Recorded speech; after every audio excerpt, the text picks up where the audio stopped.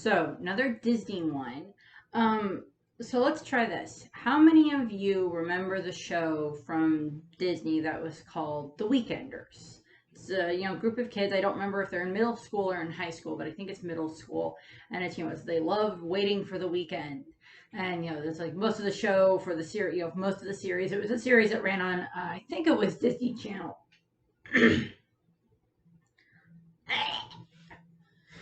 It was a series that ran on Disney Channel.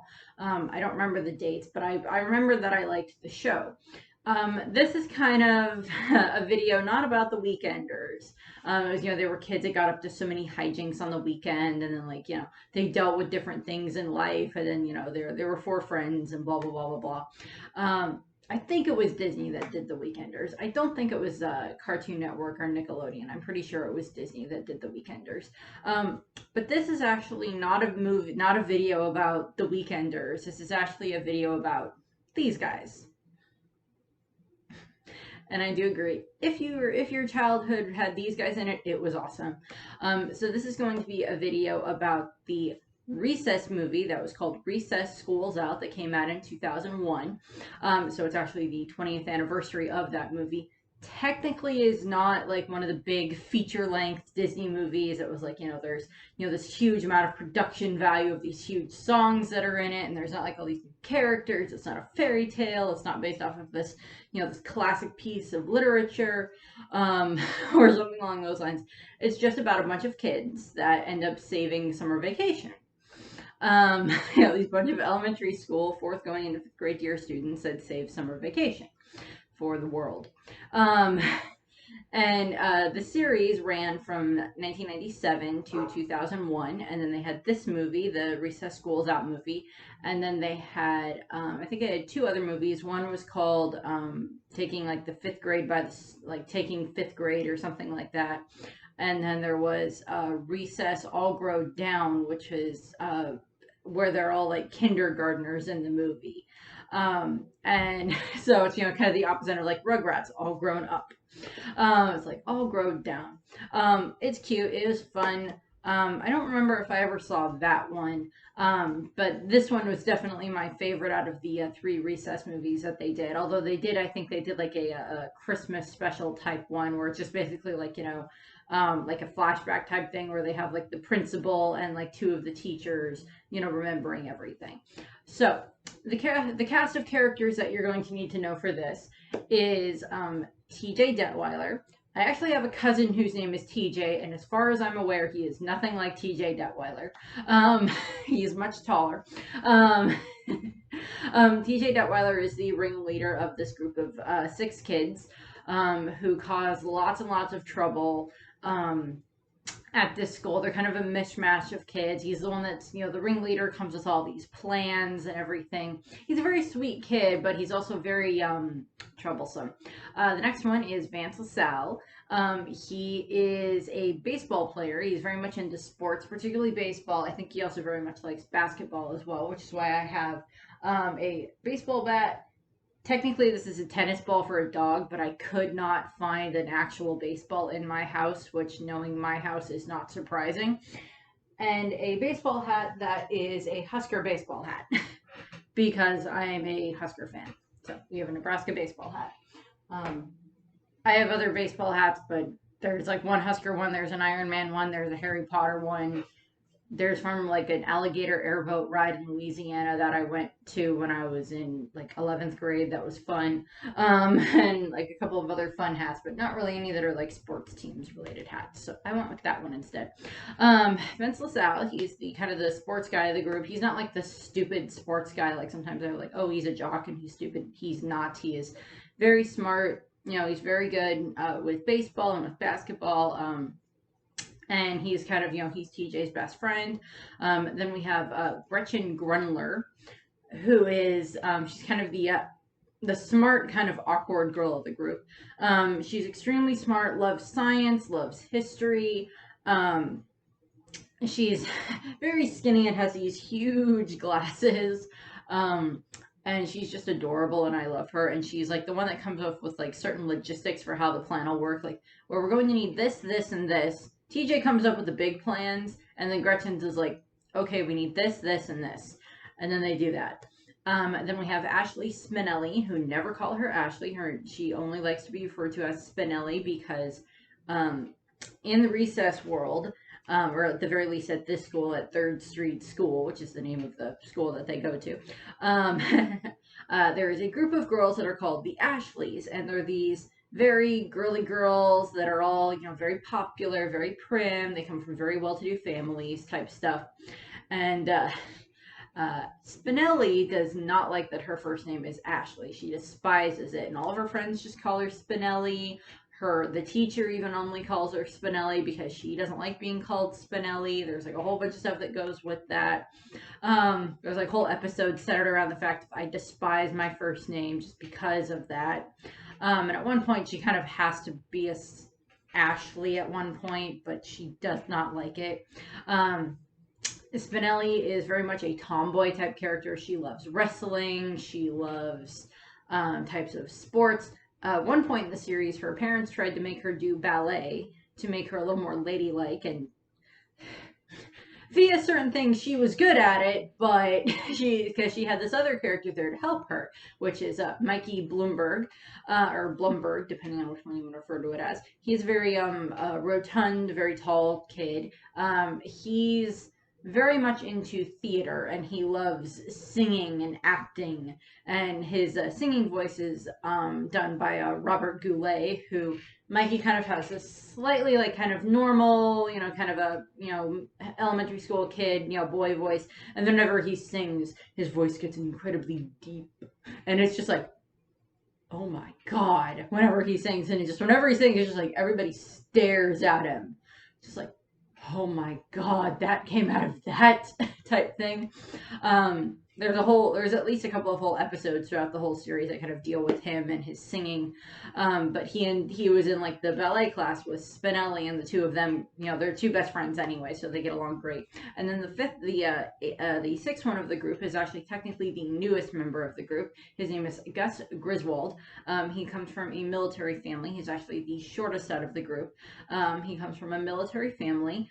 His father has been like because of his father's military stations, has been moving around so much that Gus never really got to stay, and have summer vacation. Never really got to stay in one place too long. So it took him a while to always make friends, and he got brought into the group very quickly. He is very much military. Well, he's not completely military minded, but he can kind of drum that up when necessary inside of him. The other cast of characters that are kind of the adults-ish, or kind of the authority figures that they have to deal with throughout the course of the series, are Principal Peter Prickly, who is obviously the principal of the school. He is one of the main ones that is kind of tortured by T.J. Detweiler's pranks and things like that. At the beginning of the movie, he lists some of the things that TJ has had that got him in trouble, or some of the pranks that he pulled, like what was one of them? You convinced the Chinese that I was a spy. You convinced the FBI that I was a Chinese spy. You did all this other stuff. And it's just for silly reasons. It's like the spy one was TJ's like, you're going to give us children a speech on hygiene. You had to be stopped. I'm like, hygiene is important, TJ. Then we have Muriel P. Finster, who is she's not like the assistant principal, but she's Principal Prickly's best friend, and she's also the main one that's in charge of keeping the kids in line at recess, which also puts her in the firing line of a lot of the things that TJ and his friends do for pranks. And we have her little henchman, who is a Randall Weems, who is actually just another kid in the class. Him and TJ apparently used to be friends when they were little, but that kind of went away because Randall is very much like, he will snitch on all the other kids and everything. And then, of course, we have TJ's older sister, whose name is Becky. She's kind of integral to this story. She currently works at a restaurant chain in their world that is called Floppy Burger, that involves a dog. Kind of goes along the lines of the weird names that they came up with for different fast food things. I refer you to Phineas and Ferb, where they have Slushy Burger. Yeah. Yeah, that's just, yeah. I guess, you know, it's like Recess, Phineas and Ferb, those guys would get along great. Those kids from Recess would get along great with the kid with Phineas and Ferb and their friends, in my opinion. Um, uh, so the actual story. So I said the movie came out in 2001. I remember when it came out, it did actually get a theatrical release. So it was kind of like with like the Pokemon movies that got like theatrical releases for the first couple of them. This got a big theatrical release. So we have the premise of the last day of school, because it's the last day of fourth grade for this group. There's a whole bunch of other kids at the school. Obviously, there's there's fifth graders, sixth, fifth, fourth, third, all the way down to the kindergarten. And the kindergartens are horrible little monsters. And like there's King Bob, who's the king of the playground, who's in charge of reigning over the playground and everything. And I don't think we ever get an explanation as to why he is king, but he is king. And there's like so many other like weird kids. But the movie starts at a U.S. military base, and it is actually, there is a heist that happens, and they steal this photon channeler, which is just this giant kind of laser beam satellite thingy that they steal, and then they go to set up a base, which is actually, they show that the base is going to be this place called Third Street School, which is where the series takes place, which is where most of the movie takes place, which is where TJ and his group go to school. At the school, we cut to the school, and it is the last day of school, as I said, and all the kids are just going mad with last day of school fever because they're so happy and everything. And TJ and his friends actually get this one last prank in, where they steal a bunch of this ice cream from this truck that Finster was going to, like, she had been saving the ice cream, and then she was going to sell it back to the district for different things. For not fun things like chalk and erasers. And TJ and his friends steal a bunch of the ice cream, and then they make it rain down on the playground to give all the kids ice cream. And TJ and the rest of the group, they also like hijacked the announcement system to the school, and make it that they have like a voice modulator that messes with TJ's voice and makes him sound like Principal Prickly. And he's like, voice changing machine.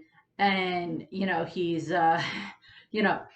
making fun of Principal Prickly and Miss Finster, and like telling all the kids just have fun and everything. It's the last day of school. And then Prickly finds them, and he's Prickly finds out where TJ is, and he's getting ready to throw the book at TJ, and he's like, you better hurry up and throw that book pretty quickly, because it's the last day of school, and I'm only in fourth grade for about another 20 more seconds, or whatever the case was. And we cut to the classroom where all of the kids, all the rest of the kids in the fourth grade classroom, and they have an awesome teacher. I loved their teacher. Their teacher was great. I cannot remember her name. I didn't put it in my notes, but she was great. Like Grunley or something like that. She was so fun. She's kind of a little bit like a hippie teacher, but she's just so fun, and she loves her students, and her students love her. And like they do this whole countdown at the end, like 6, 5, 4, 3, 2, 1, and then the room just erupts in happiness, and they're all throwing their papers everywhere and dancing in the in the aisles among the desks, and they all rush out of the school and everything. And I was like, I remember going from fourth grade to fifth grade. I don't remember us having this big of a thing at school where it's just like, okay, everybody can rip up the rest of their papers, everybody can just throw everything wherever they want and just rush out of the school. I'm like, no, it was still pretty orderly, but it's kind of like that fantasy that like kids want when it comes to the last day of school. It doesn't matter what we do anymore. Just throw everything everywhere, and then we can rush out of the school as fast as we can. And they do. And then, Principal Prickly is he's just like, I feel sorry for Principal Prickly sometimes throughout the entire course of the series. And sometimes in this movie too. Actually, at the beginning of the movie, I'm like, dude, it's the last day of school. Just let the kid go. Give the kids ice cream. It's fine. You don't have to deal with them much longer. They'll be hopped up on sugar when they go home. So, not really your problem. You have to go to your golf game. And what ends up happening is, while they're on their way home, TJ mentioned it was like, we're just gonna have we got 12 weeks of summer vacation. I'm like, oh god, I remember when we used to get 12 weeks of summer. That doesn't happen anymore. Not very much anymore, not around here. I mean, summer doesn't really affect me anymore anyway. I'm no longer in school, but still. It's, when you're a kid, it's like, you're supposed to have 12 weeks. And the other was like, it's only 10. I want to have more summer. um, but it's 5 of the 6, not TJ, not TJ, but the rest of the 6 are all going to go to different camps. Vance is going to go, or Vince is going to. I don't know why I keep calling him Vance. It's Vince. Vince is going to go to baseball camp. Mikey is going to go to theater camp. Spinelli is going to go to wrestling camp. Gus is going to go to military camp. And Gretchen is going to go to space camp. So it's like, well, and TJ's like, but all my plans I had were made for 6, not 1. So he's just really sad about this. And we cut to the next morning, and TJ and the rest of he sees all of his friends off onto their different, all the different buses that'll take them to their different camps, and he's very sad. And it's not really a musical that they do in the movie, but they do have a lot of good songs in it. Like here we have the song of like "One is the Loneliest Number." That plays over this part, and it just shows TJ kind of sad, sitting and trying to skip rocks over the lake, and it's, he's just not having fun because he doesn't have anybody there with him. He's just lonely. And he goes home, and then the next morning there's like this, there's this news report going on that his parents are watching, and it talks about the National No Recess movement is actually in quite a bit of shambles right now after the disappearance of their leader. And they want to get rid of recess because they think that it's bad for the children or something like that. And I'm like, how big is this movement? How big is this movement that they don't want their children to have recess anymore? And the question is, how much of this movement is supported by people who don't actually have children? Because I'm like, probably a good amount of the people that are supporting this are people who do not have children. Because you want to get your kids outside and playing. You want to get the kids to burn off some energy before they end up getting stuck in the classroom for the rest of the day. And she's like, yeah. And, it's like TJ's parents are there and they're like, no recess movement. That's a bunch of hogwash. And, TJ's still kind of depressed about, blah, blah, blah, blah, blah. I don't like that my friends aren't here. And, his sister's there and she's, going off to go work at Floppy Burger. Still find that hilarious. And TJ, he's gonna go ride his bike around, and he ends up biking by the school, and he sees this weird green light come out of the school, and he's like, "What the?"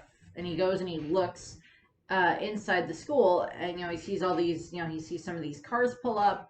And admittedly, some of the cars have the no recess sticker on it, but admittedly, TJ did not hear the announcement, so he doesn't know what that is. And I'm like, how stupid are you that you're a bad guy that you're the bad guy in this movie wandering around with your cars that have literally your sticker on the front of it, and you're going to a school? How stupid are you? And what ends up happening is, TJ sees inside the building, and he sees them levitating the safe, and he's freaked out by this, and he runs home and he tells his parents, and they don't believe him. They think he's lost it, and then he goes to the police and he tries to explain to them, and the police just start laughing at him and everything. And he ends up doing this kind of investigation, and he then is like, well, how am I going to figure out how to explain this to anyone? And he sees Principal Prickly getting into his car to go to his golf game. And he follows Principal Prickly to the golf course and to the West Side Gold Course, or whatever you want to call it. He makes his way there and finds Principal Prickly, who's there talking with a bunch of his friends and playing golf. And what ends up happening is, but he finds Principal Prickly at the golf course, and he's like, Principal Prickly, you have to come with me quick. There's something weird going on at the school. There's these men, and they're levitating the safe, and they're blah, blah, blah, blah, blah. And Principal Prickly is just like, fine, Detweiler, I'll come with you. Which reminds me, I could have put a golf club over here, but I know we do have a golf club. It's in my mom's room. My mom doesn't play golf. It's there for reasons. I don't remember. But they get back to the school, and Principal Prickly is like, fine, if we go inside and we look and there's nothing wrong, will you please just leave me alone for the next 12 weeks? And TJ's like, sure, but there's something there. And they get to school, and Principal Prickly tries to unlock the door, And then it looks like he gets electrocuted and then he vanishes, except for his shoes are sitting there and smoldering. And TJ freaks out and he runs home. And he decides, I'm the only one here. Principal Prickly is gone. Mom and Dad don't believe me. And he has this like not walkie-talkie, but like those click recorder tapes where it's like 9:17 a.m. type thing, where it's like recording like a log type of a thing for evidence, I guess. And he like doing that, and he's like, Mom and Dad don't believe me. The police don't believe me. Principal Prickly's gone. I'm all alone. I need to get the guys together.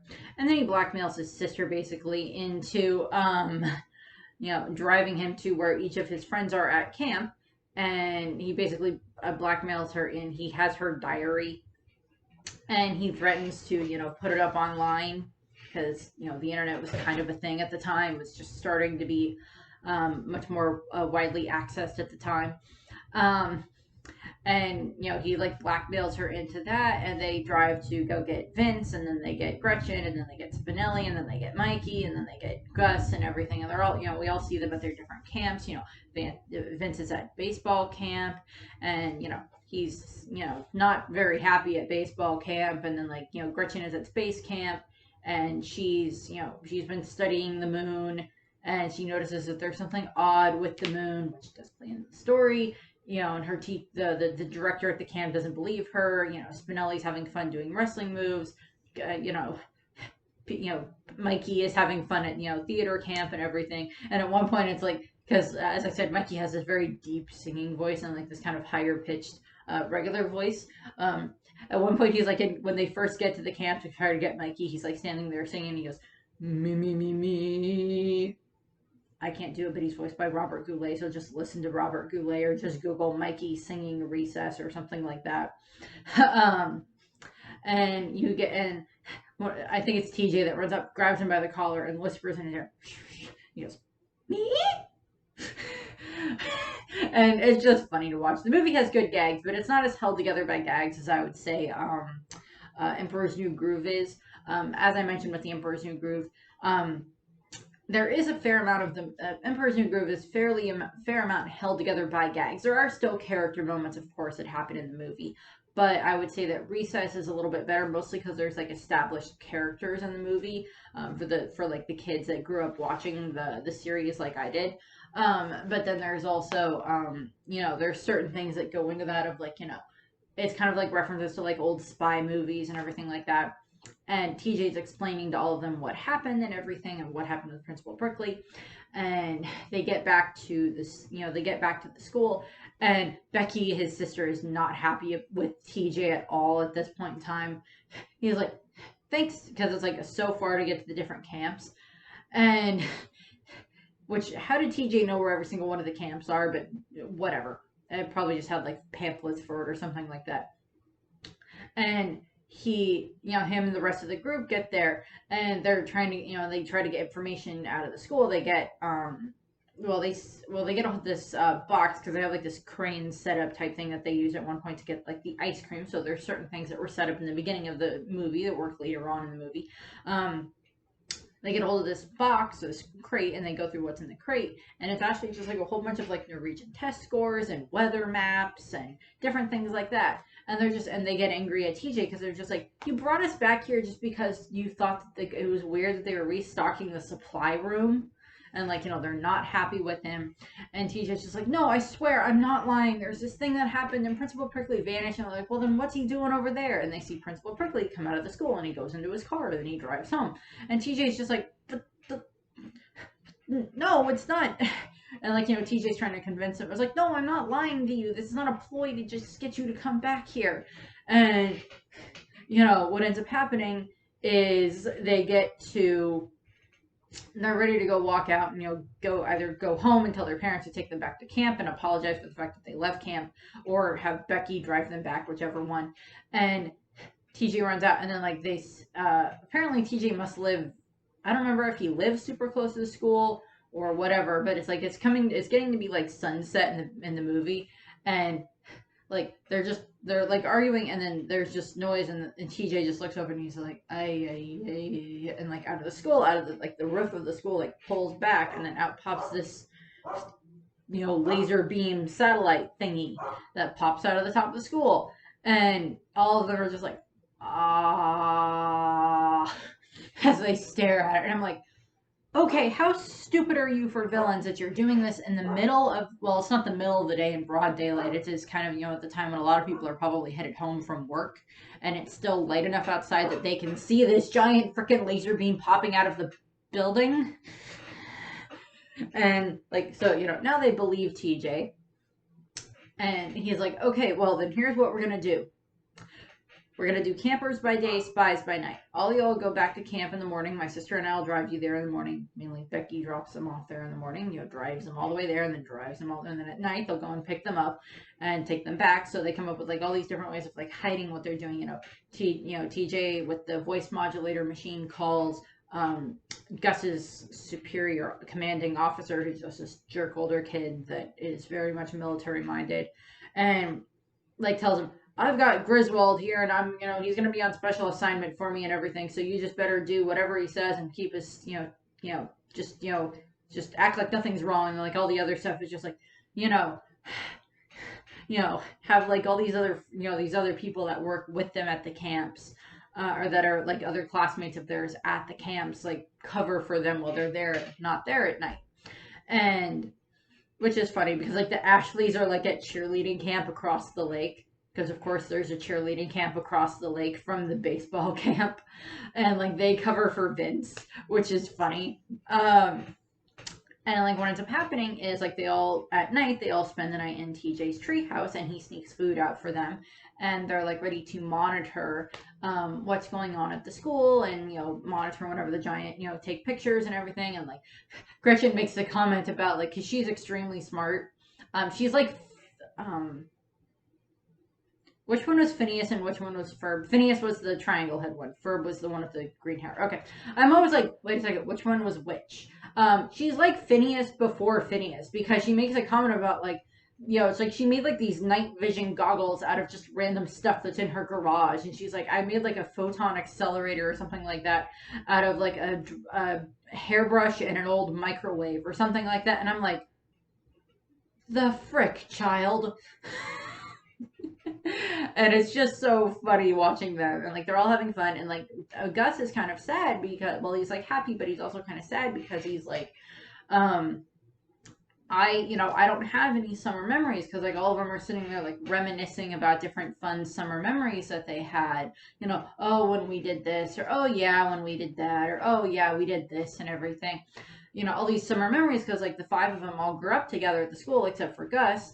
And he's like, I don't have any summer memories, and it's sad. And they're like, but it's okay, we'll make new summer memories so that way you can have them, and have them for when you're older and everything, because we're your friends and everything, which is just sweet. And like they help with Gus, and like they end up singing the song that John Jacob Jingleheimer Smith song, which is just kind of funny. So it's they get them singing, but it's not like it's a brand new song, but it's like this fun song that they get to sing, and it's just all of them singing together. And then they, what ends up happening is the next day, he gets the rest of them back to camp, and then TJ, scouts out the school again, doing some more investigating alone, and he, tried to sneak into the school, and he ends up landing in the dumpster, and he finds Principal Prickly's golf pants, which are kind of an ugly pair of golf pants, but they're golf pants. And he then sees a bunch of the, 2 guys talking with the guy that looks like Principal Prickly, and it's revealed that this Principal Prickly is actually a fake. It's one of the bad guys in a mask that looks like Principal Prickly, and he can do do Principal Prickly's voice. And he's like, Mrs. Prickly didn't suspect a thing. It was like taking candy from a baby. And I'm like, okay, that either says really good about your acting ability to be able to pretend to be this woman's husband that she's probably had for her husband for quite a while, or it says more about the fact that Principal Prickly's that his wife does not pay enough attention to him, that she does not notice that there is someone who would not know anything about their marriage beyond what's public record, and still thinks that that's her husband, and doesn't figure out the fact of, well, why aren't you going to the golf course right now when you're going to school? Because he's in like the business suit going to school. And I'm like, his wife does not pay a lot of attention to him, apparently. But like, TJ gets the golf pants and he shows them to Gretchen, and she's like, "Yep, these are definitely his golf pants." And and then they're like, "Okay, so he's in the school." And they find like a note in the pocket that says "Help me," and they go to the school to try to bust Principal Prickly out. And they're able to sneak their way into the school. Like they crawl through the vent system because they kind of have like the whole school mapped out. And what ends up happening is Randall, who is the little squealer rat kid that like squeals and tattles on all the other kids, that works alongside Miss Finster, um, had been like spying on them, and he goes and tells Miss Finster what's going on, that they're going to try to break into the school. And she's like, "What are you doing here, Randall?" And first of all, as much as Miss Finster is probably not necessarily the nicest woman in the world, she does care about the students. So does Principal Prickly. All the teachers care about the students at the school. It's just that sometimes it's just like, oh God, why are they doing this to us? And she's actually very much into boxing. Um, so we see her boxing, and like we've seen her box throughout the course of the series. It's been mentioned at various points in time, or it's been shown and stuff like that, because we do sometimes get glimpses into some of the teachers' lives. Like there was one episode where the six kids were their main teacher. I think it was Miss Grenly, I could be wrong, but where she had to go and have like a type of surgery done, and so they had this substitute teacher, and like everyone in class liked the substitute except for TJ.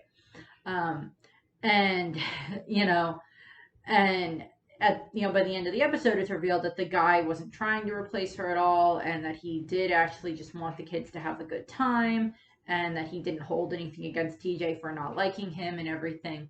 And like we learned at some point in like the past that Spinelli's grandma had actually been friends with Miss Finster when they had been younger, and Spinelli ends up having to actually stay with Miss Finster at one point because her parents go out of town, and she has to stay with Miss Finster, and she thinks that it's not going to be fun at all. And then she learns that Miss Finster is kind of a lot different than what she had originally thought about the woman, which is kind of the whole appearances can be deceiving and don't judge a book by its cover type of stuff. But what ends up happening is, of course, they break into the school and they work their way through the ventilation systems, and they find their way to the I think it's I don't remember if they're in the cafeteria or the auditorium, for where like the bad guys have set up their base of operation inside the school, which I'm like,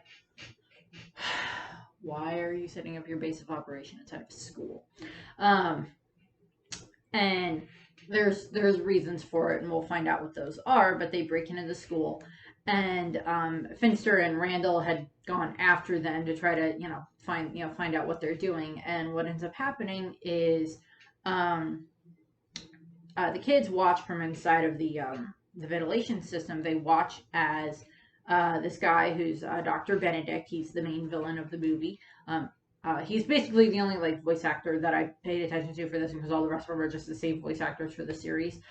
Is voiced by James Woods, who, if you remember, is the voice of Hades from the Hercules movies and the Hercules series that they did for Disney. He voices Dr. Benedict. And what ends up happening is we see that Benedict is actually trying to use the laser beam on the moon.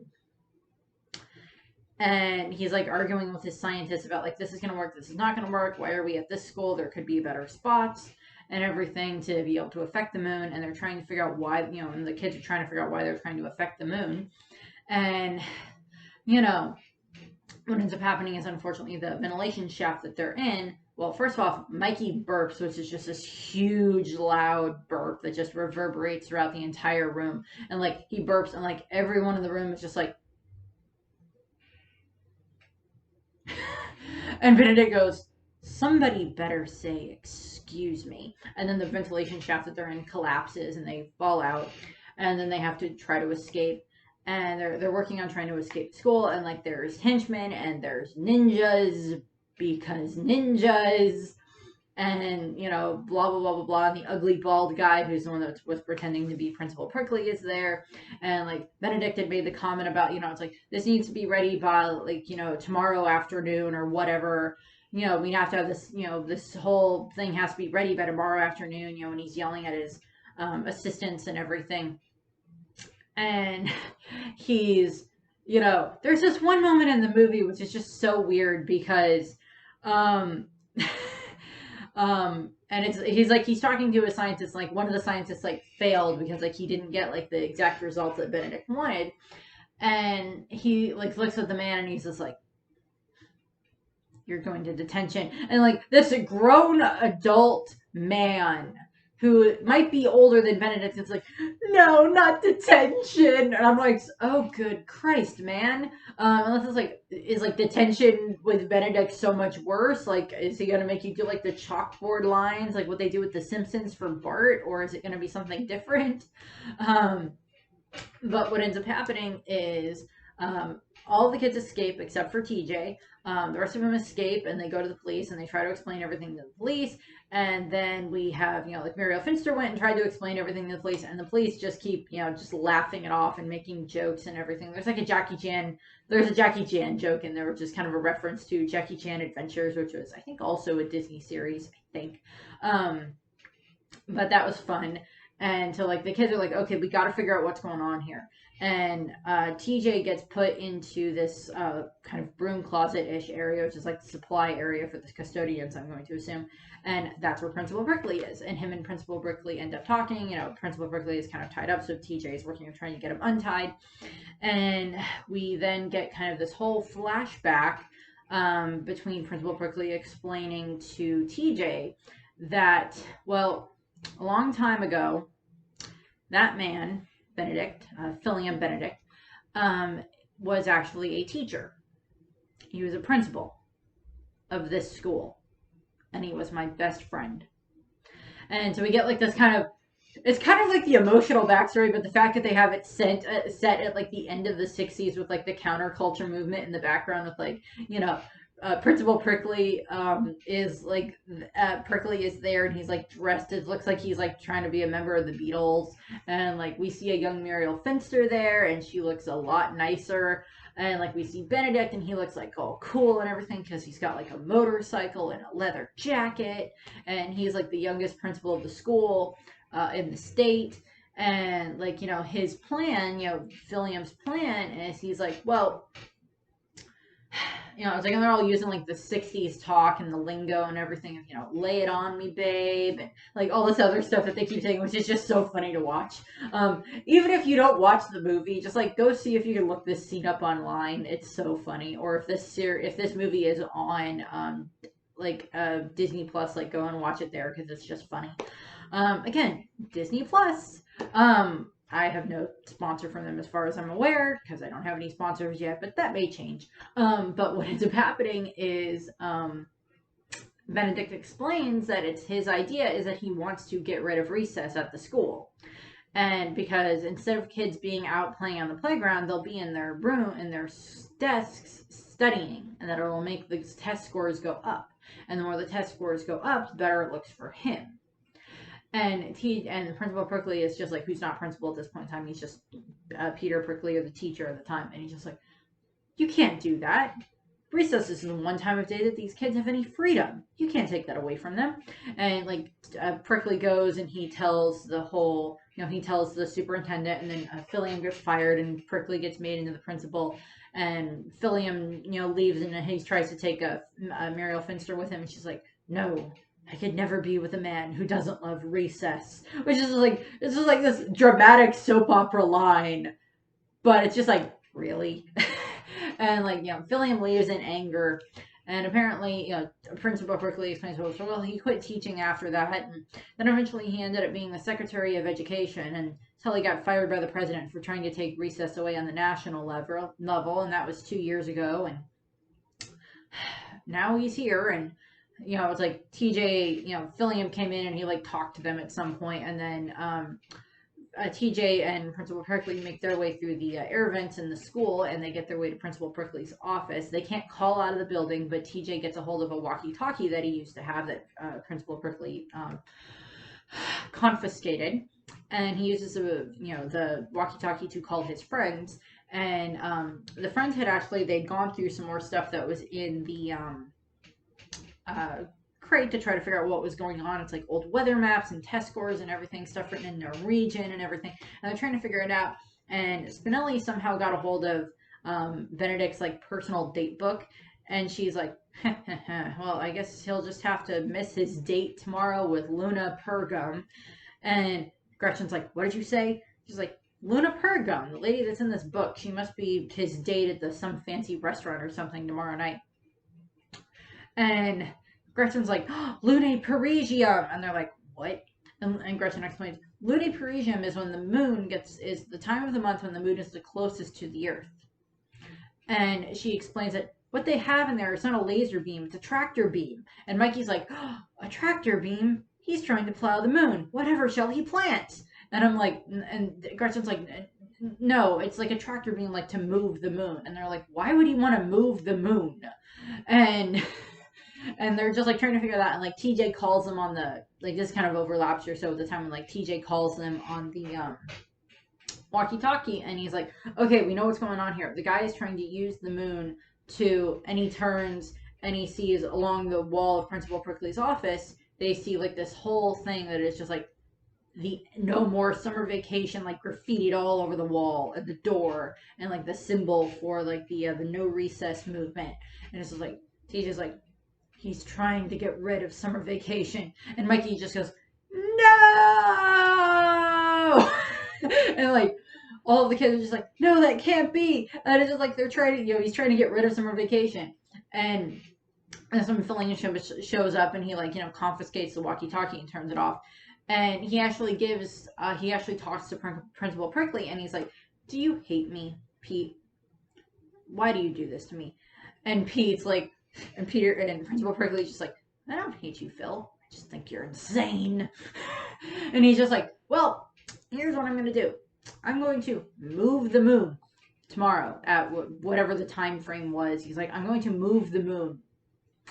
And I'm going to then use this photon channeler particle beam, tractor beam, whatever, to move the moon into a new orbit and then basically freeze the Earth to take away summer vacation.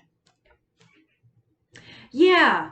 So I'm like, so you're technically going to do climate change, but it's going to be the opposite of global warming, and you're basically just going to freeze everything because you want to force children to have to stay inside and make them study as opposed to,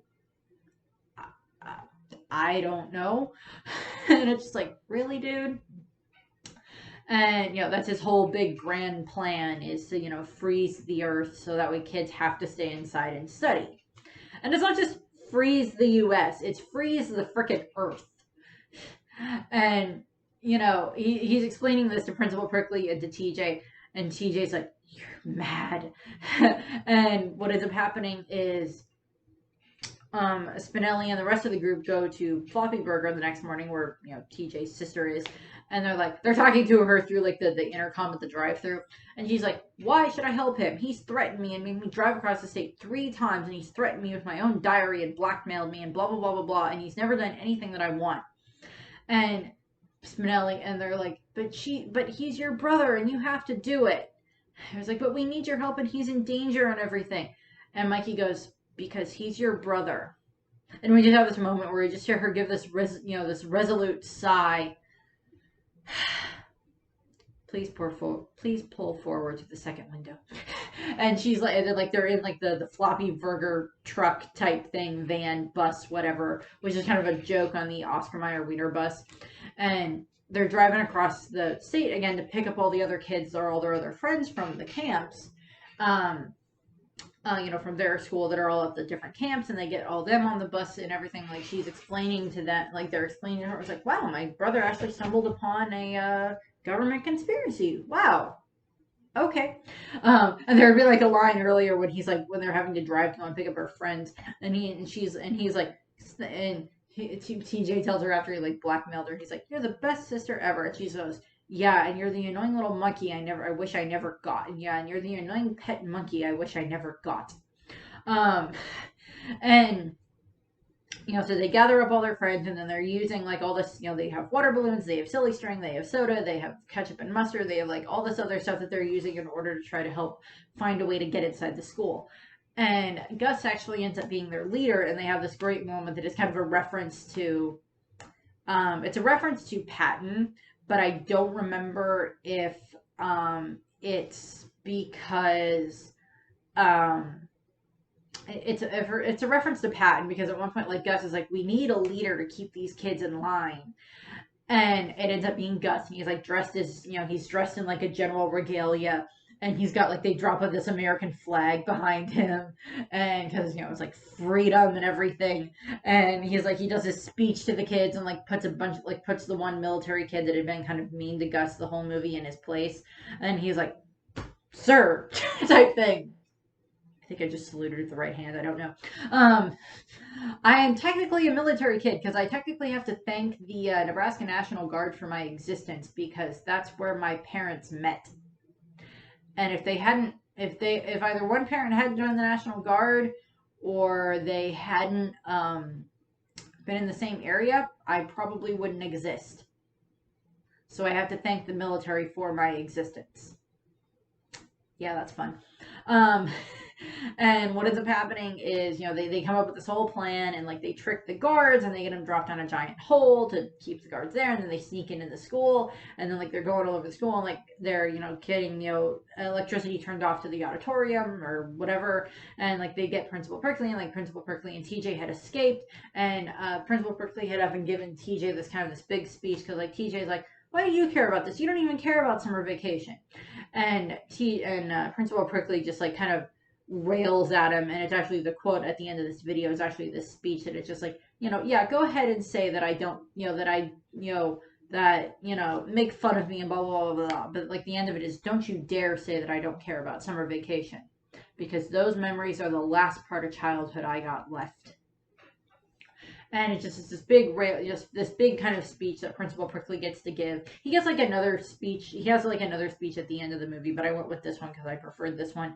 The speech that he would give here. So if you want to see the scene, just go look it up. They end up trapped in a bird cage, and then they have to escape after Principal Prickly like steals the keys to get out of the cage. And they make their way through the school, and like they end up getting there at the same time when like the rest of TJ's friends and the rest of the students from the school are making their way inside to deal with the ninjas, deal with the other footmen, deal with the other the ugly bald guy as he's referred to, and what ends up happening is at one point out of the roof bursts a whole bunch of the teachers like bungee rappelling down into the school, and I'm just like, okay. And like they're led by Finster, and like they have like the kids' former like homeroom teacher there, and she apparently, I think that the teacher knows like Taekwondo or something like that. I don't remember if it's Taekwondo or what, but she knows something like that of like a martial art and everything, and like Finster's there. And it's just funny because like she shows up to like protect the kids and the school, and like Benedict just kind of has this breakdown moment where he's like yelling at the kids and yelling at TJ about like, I will do this and I will make all of you, I will get rid of summer vacation and I will do all of this and everything. And TJ does this counter argument of like, it's this great counter argument which I love, and he just does this great counter argument to him about he's like, who cares if you freeze the earth? We'll play kickball in the dirt. We'll play kickball and we'll make forts out of igloos. We'll play kickball in the snow. We'll ride our bikes through the slush. You will not be able to take away summer vacation. And Benedict just goes, well, I can try. And he had this moment where he's like, started at 3rd Street. It's going to end at 3rd Street.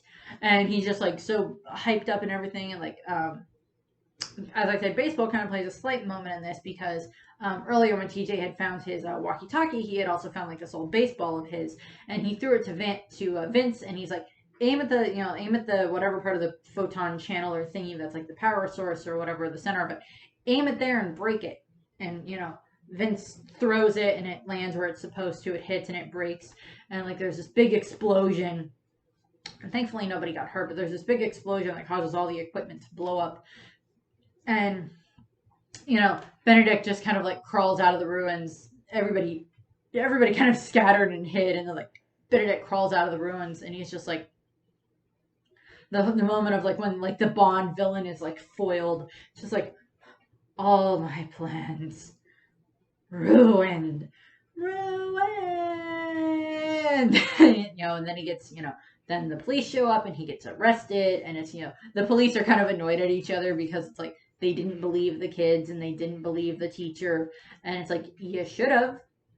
You really should have. And like all the kids' parents are so happy about like they helped save the world and they helped save summer vacation, and like TJ and his sister kind of make up and he gives her back her diary, and like Spinelli asks, "What about all the copies you got stashed in the treehouse?" And he's like, "Nah, I was just bluffing about those." And like, so him and his sister are back on better terms, and then like they have a moment where it's like all the kids are ready to go and actually have their summer vacation. And TJ's like, "Give me a minute, I'll be with you guys." And he goes and he falls into school and he goes to where Principal Prickly is in his office, and Principal Prickly is like trying to clean up everything from Benedict and everything. And Principal Prickly and TJ end up talking, and Principal Prickly explains that you need to go, enjoy what little of your childhood you have left, because you're gonna need to have, you're gonna have a lot of time. Enjoy what childhood you have left, because you're not going to have a whole lot of time left until you have to start planning on being an adult, on, what you're going to do. Just enjoy your time as kids. And he like encourages TJ and everything, and they head off. And like Principal Prickly had been cleaning out his desk, and he pulls up a necklace that had been like the pendant that he had that was like it's the peace symbol type thing. The circle with the peace symbol inside of it. That was like very big in like 60s and the counterculture and everything. And he has that, and then he like puts it back on, and like he still encourages TJ, still go and have fun with your friends down by the lake, and enjoy your summer and everything, and just relax while you still can. And he goes and he does, and TJ goes and does that. And Principal Prickly still says, but remember, what is it? He was like, yeah, but remember, come September, you're mine. And like TJ had made a joke at the beginning of the movie about like a saggy butt, about Principal Prickly having a saggy butt, and he's like, "I haven't forgotten about that saggy butt comment." And, like they go off and like they're running, like all the kids are running down to the lake, get their bikes to run down to the lake and just relax and everything. And like we get this pan around the school, and we see like on part of one of the sides of the school, there's still like some like rainbow graffiti left over from like when Principal Prickly was still, when he had first started, when he had first become a teacher and everything, which is basically where that movie ends. As I mentioned, James Woods played Dr. Benedict. Did a great job with it. The music for the movie is actually really good. I actually very much like the songs because it's a lot of references to like the 60s counterculture. There's Dancing in the Streets, there's that. There's Born to Be Wild. There's, One is the Loneliest Number. Incense and Peppermints. There's Wipeout, there's Nobody But Me, Let the Sun Shine In, Green Tambourine, The Recess Suite, which is just a score, and then they have Dancing in the Streets again, performed by Myra. And they had, I think they had wanted to put Purple Haze by Jimi Hendrix on there, but there was like something that, was not included in that because it was like used for the SWAT soundtrack, the SWAT movie soundtrack or something like that. And like actually the credits for the movie are actually kind of fun. It's still that like that 60s counterculture influence, and it's the 6 kids doing like a 60s music video to, I think it's Green Tambourine, where they have Robert Goulet singing that, so it's Mikey singing it, and like they have like the kids, they're all dressed in like the 60s colorful clothes, and it's really fun to watch. I really liked what they did with that. As I said, they also had the Recess Takes the Fifth Grade, which came out in 2003 for that movie. They also had Recess All Growed Down, which also came out in 2003, where you get to see them all as like kindergartners, which is a lot more of a wild side for the kids. And actually, the Recess kids actually also appeared in the Lilo and Stitch series.